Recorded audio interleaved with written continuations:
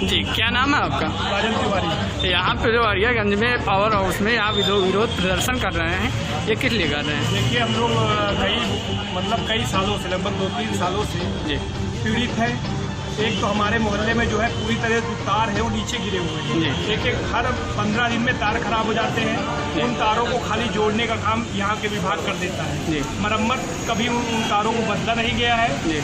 जब से लगभग 10 साल से वही तार बराबर लगे हुए हैं, जिससे इससे हमारे मोहल्ले में लगभग एक बार एक व्यक्ति उसमें फंस गया था, बेचारा मरते हुए बचा हुआ है। 3-4 गायें खत्म हो चुकी हैं उससे, जिसके कारण आए दिन ट्रांसफार्मर भी जलता रहता है। आज परसों से हमारे यहाँ का ट्रांसफार्मर जल गया है। घरों के सामान, घरों की जो स्थितियाँ है, जो घरों के बच्चे हैं छोटे छोटे तड़प रहे हैं। इस तरह की आप लोग देख रहे हैं, व्यापक गर्मी जिस तरह से पड़ रही है, तो पानी पूरी तरीके से समाप्त हो गया है। पानी जो है समझ लीजिए नहाने तक का नहीं है लोगों के पास, पीने तक का पानी नहीं है। लेकिन अभी हम लोग जब यहाँ के जेई महोदय से मैंने फोन पे बात की, तो जेई साहब बोलते हैं मैं क्या कर सकता हूँ, मैं तो इससे पहले भी एसडीओ और डीएम को सूचित कर चुका हूँ यहाँ की व्यवस्था।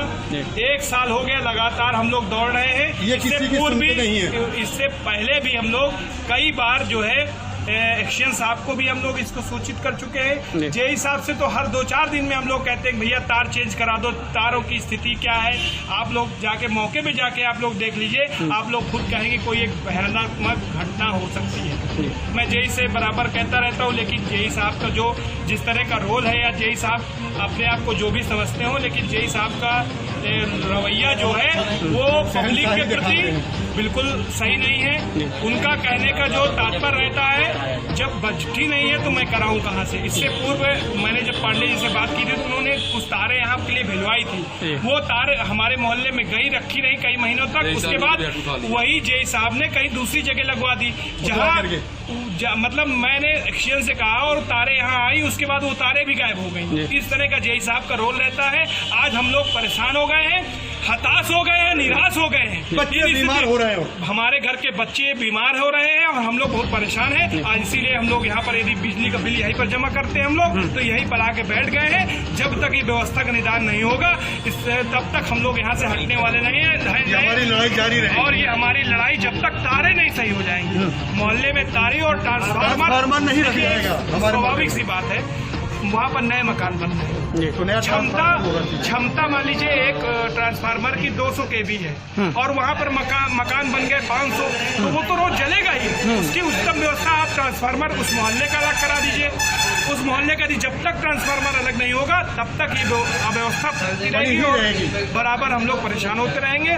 और इसीलिए हम लोगों ने तय कर लिया है कि जब तक इस व्यवस्था को सुचारू रूप से नहीं करते, जेई साहब हमारी बात नहीं सुनते, यदि बिजली का बिल लेने आते हैं, कनेक्शन काटने आते हैं, तो आज हम लोग यहीं पर जो है दरी बिछा के बैठने जा रहे हैं। इससे पूर्व हम लोग डीएम साहब के यहाँ भी जा रहे हैं। यदि हमारी बात डीएम साहब सुनते हैं, मुझे आश्वस्त है कि अच्छे अधिकारी है, हमारी बात को सुनेंगे। यदि वो भी हमारी बात को डिनाई नहीं करते, तो निश्चित तौर से धरना और आंदोलन आगे बढ़ सकता है। हम लोग इसकी आंदोलन आर पार की लड़ाई लड़ने के लिए हम लोग तैयार हैं और इसकी लड़ाई लड़ेंगे। साहब ने कहीं दूसरी जगह लगवा दी, जहाँ मतलब मैंने एक्शन से कहा और तारें यहाँ आई, उसके बाद वो तारें भी गायब हो गई। इस तरह का जेई साहब का रोल रहता है।